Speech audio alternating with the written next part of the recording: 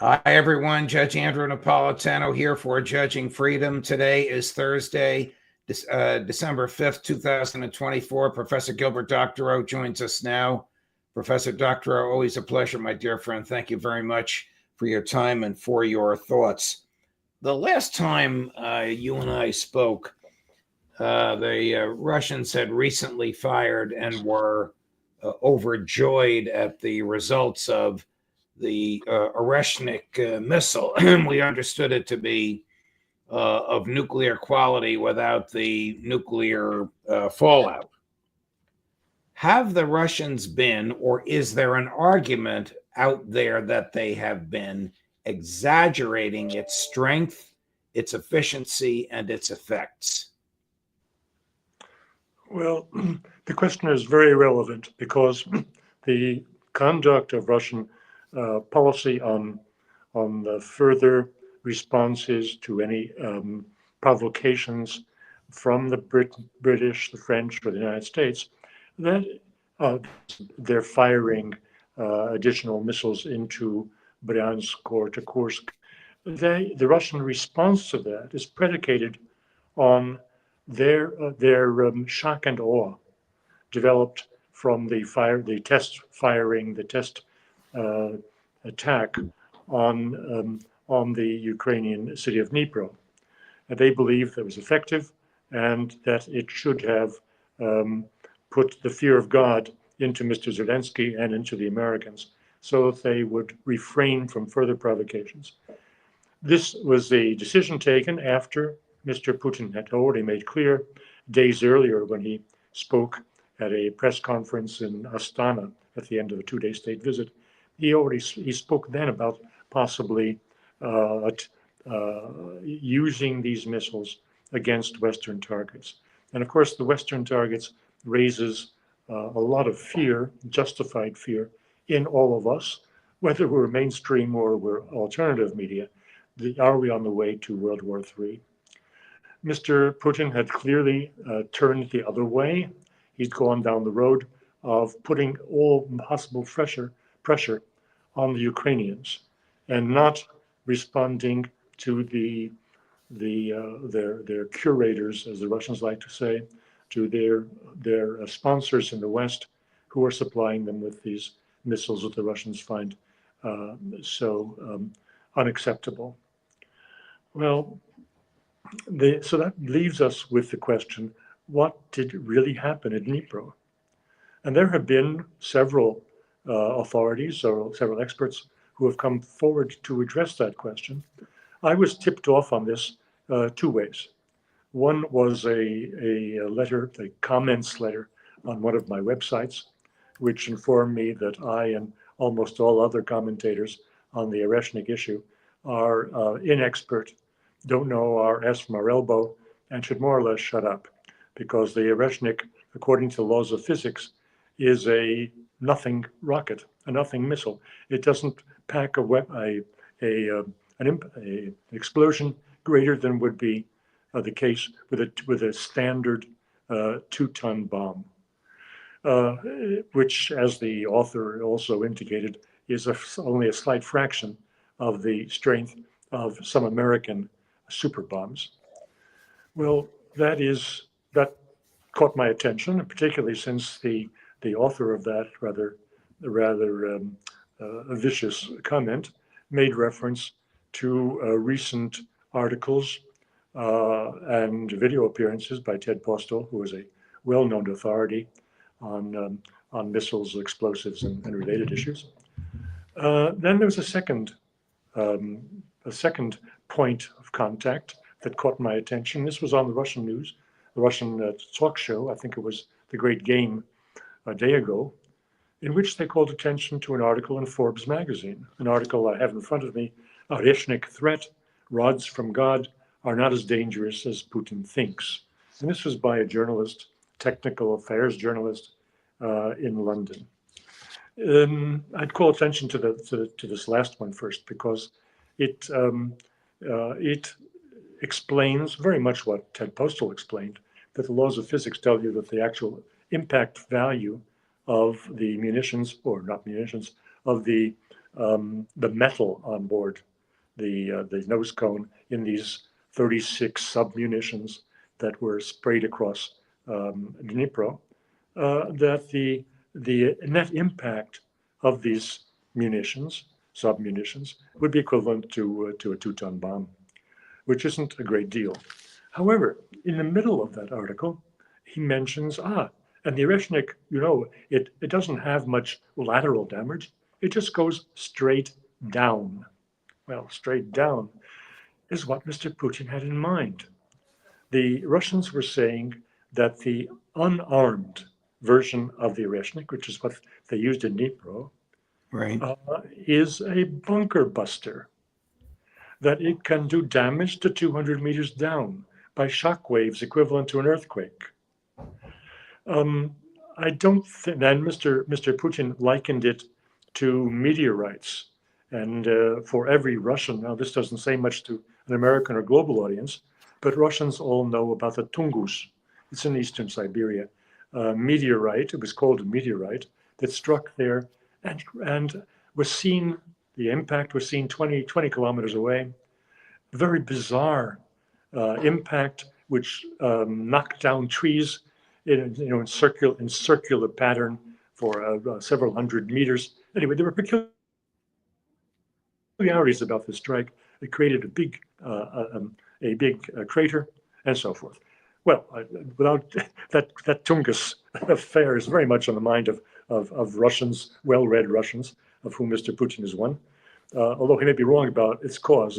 Later researchers are saying that it was a comet and not a meteorite, but that's not important. The point is that this is what the language he used.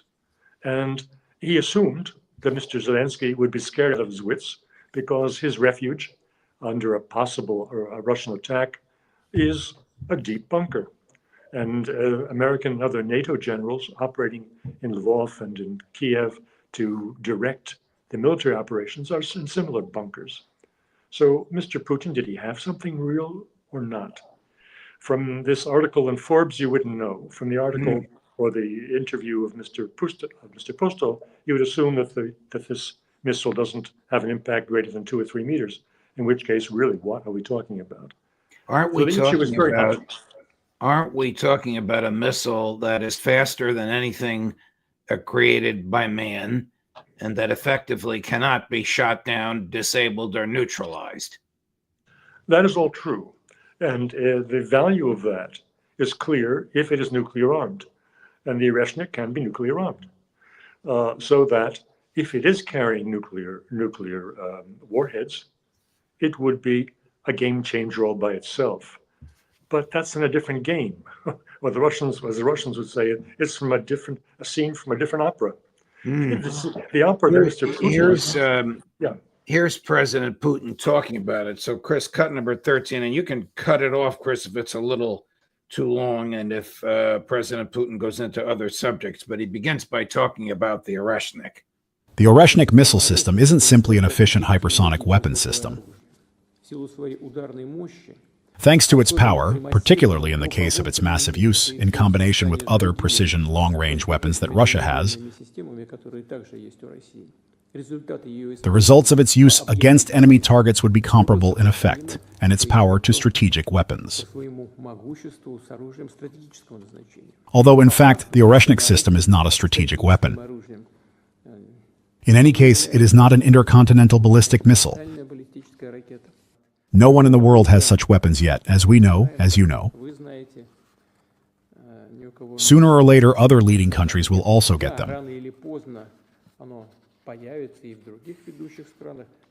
We are aware that they are already under development.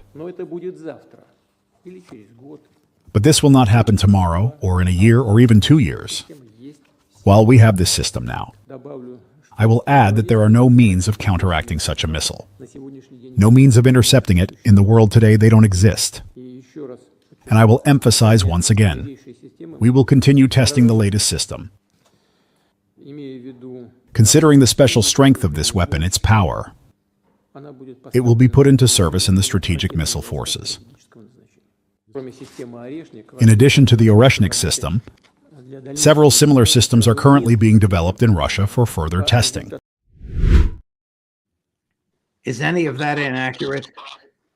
Yes, there are bits and pieces here that are probably inaccurate. For one thing, it actually is an intercontinental ballistic missile. Uh, if it all depends on where you launch it from. If you launch it from Astrakhan, well, then it just is within the Eurasian landmass. Right. But if you launch it from Kamchatka, then All it's right, but down. It's down in aside Montana. aside from his terminology, Yeah. is there anything inaccurate in there about its strength and invincibility? We don't know. Frankly speaking, I have seen nothing to suggest that anyone knows what the real power of that missile is on impact. Why is Is it- the West attempting to discredit this weapon? And why are the Americans and the British continuing to assist the Ukrainians in using ATACMS and Storm Shadows to reach into Russia? Because Two they different refuse, questions. I apologize. no, they refuse to accept that the Russians, on a budget 10 times less than theirs in the States, could achieve a technical breakthrough that is not in the grasp of the United States today. That is a hypersonic missile that cannot be shut down. And so they look for reasons to say that Russia is basically weak, that this is misleading, that it just creates a little crater like a 2,000 pound bomb of TNT would create. And they don't want to accept that there could be something very, very serious here. Nobody has shown what what destruction there was or wasn't inside the underground factory that the Russians were aiming to destroy. Nor has anybody concentrated on the level of precision of this. This is a very critical issue. When you come in at Mach 10 or Mach 20, it should be extremely difficult to keep that missile and the payload onto a precise target. And Mr. Putin was saying that this is a precision striking missile. They hit that factory after all. The question is, what did they do to it? And we don't know. Nobody seems to know. What will the Russians do, Professor Doctorow, to prevent, retaliate, or punish for the persistent use of ATACMS and Storm Shadows landing inside Russian territory? Well, because of the premises in Mr. Putin's appreciation of this missile, that it is precise, that it is devastating on impact at great depths, and that it does no collateral damage in a city. That is, it's not a great threat to civilians or to valued cultural city infrastructure. We can expect he'll do what he said he would do. The next step is to use the Oreshnik against decision-making centers and command and control centers in Kiev and elsewhere. So that's the next step. Well, command and control centers for the United States would be Langley, Virginia, or Washington, D.C., or are we talking something more modest like the new American Air Base in Poland and a more traditional style American storehouse of weapons in Romania? No, Judge, none of the above. He's limiting himself to Ukraine, and there are two reasons. I gave one of them, that this missile is most threatening to Mr. Zelensky and the people in his regime, because if it does what Putin says, it will kill them wherever they're hiding, at whatever depth. There's a second reason, which is probably as important or more important. And the second reason is that Putin has no trust in Trump's ability or willingness to aid the resolution of the war with Ukraine. He believes that the peace plans that Kellogg has put forward are irrelevant to the present situation. And therefore, there is nothing to expect in waiting to January 20th, and there's nothing to expect by responding directly to the states and and destroying any possibility of dialogue with the Trump administration when it comes in. Is, to your knowledge, Professor Doctorow, General Kellogg talking to people in the Kremlin? No, he isn't. Well, according to the Russians, officially speaking, they have had no contact. What kind of peace proposals has General Kellogg even proffered, whether directly to the Kremlin or indirectly through the media? Well, it goes back to June when he was in charge of this America First think tank, and he then put out ideas for how the war could be ended quickly. And these ideas apparently have not been altered since then, although the Russians say they're not relevant to the present situation, nor are they germane to what the Russians seek to justify ending this war.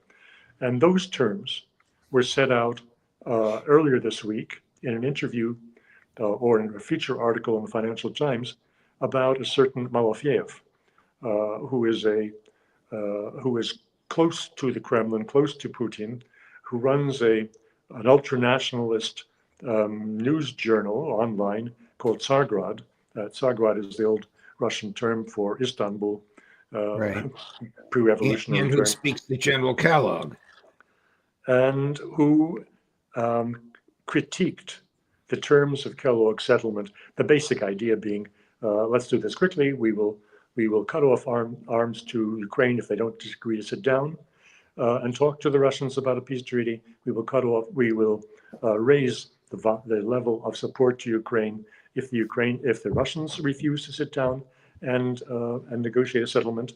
We want to have an immediate ceasefire before anything happens. Those terms, oh yes, and the outcome would be that Ukraine would not be eligible for admittance to NATO for 10 years, and we will lift our sanctions, for example, on oil and gas and so forth.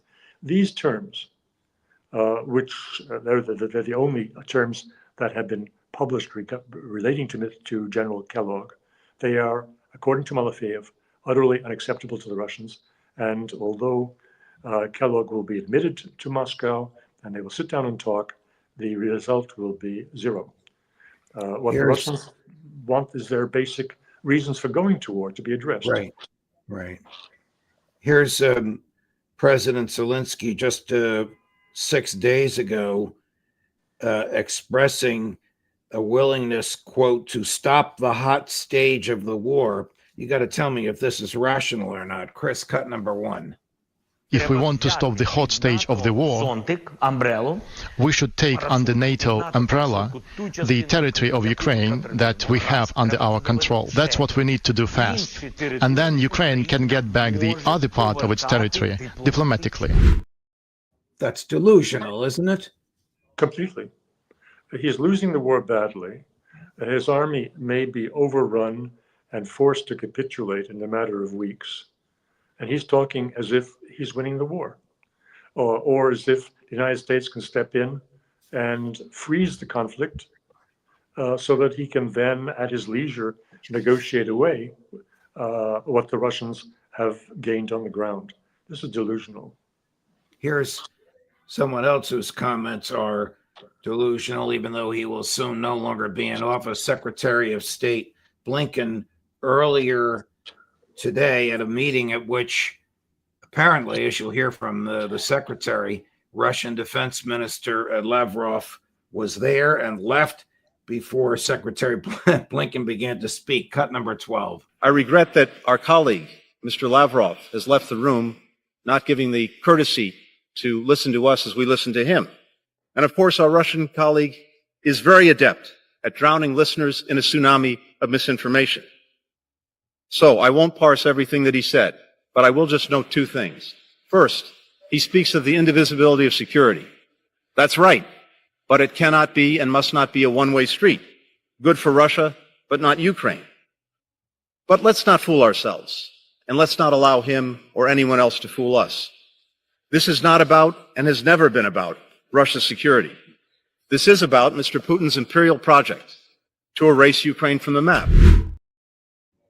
I mean, he sounds like Senator Graham imperial project to erase Ukraine from the map. There's never been that articulated, nor has there been behavior from which that can rationally be drawn. But I'll let you take it from there.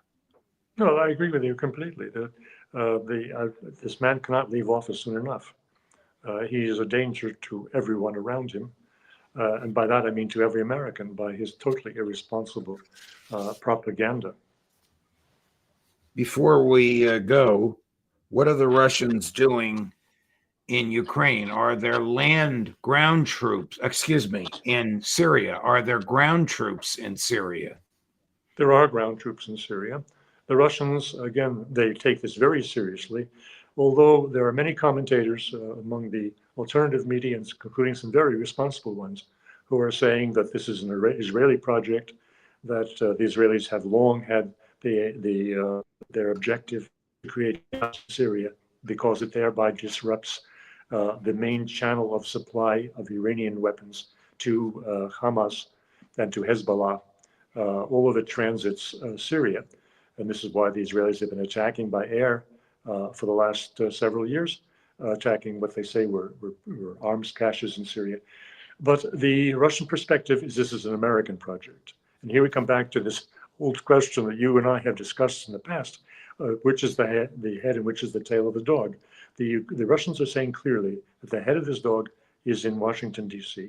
And the ambition of this project is to make Russians pay a price for their absorption in the Ukrainian war and for their winning the Ukrainian war.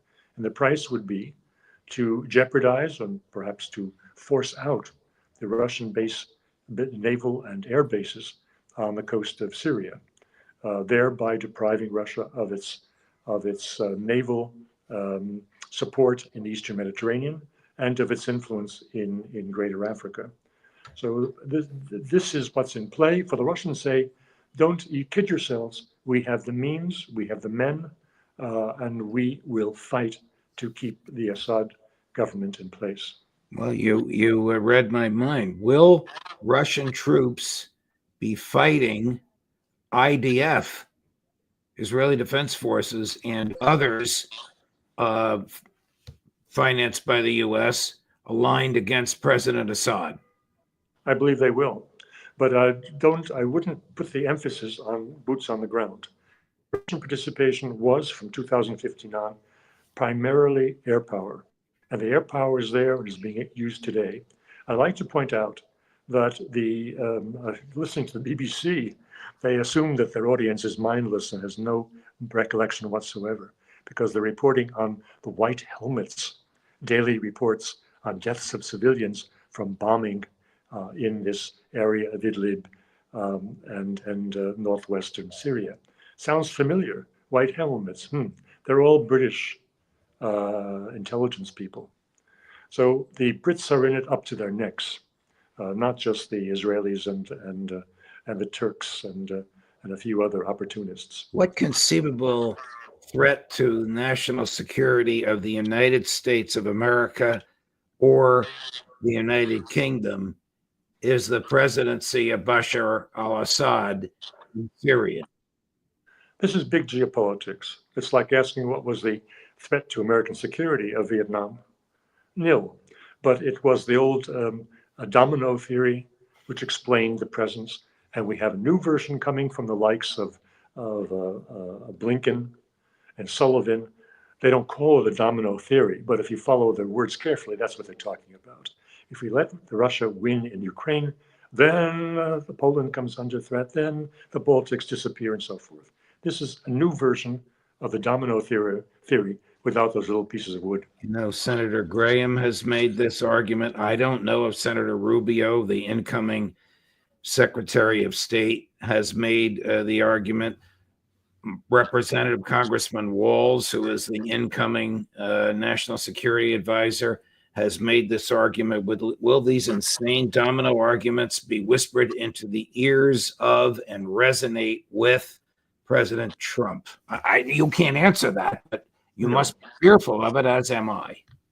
Yes, he is a loose cannon on the deck, and that characterization will not go away.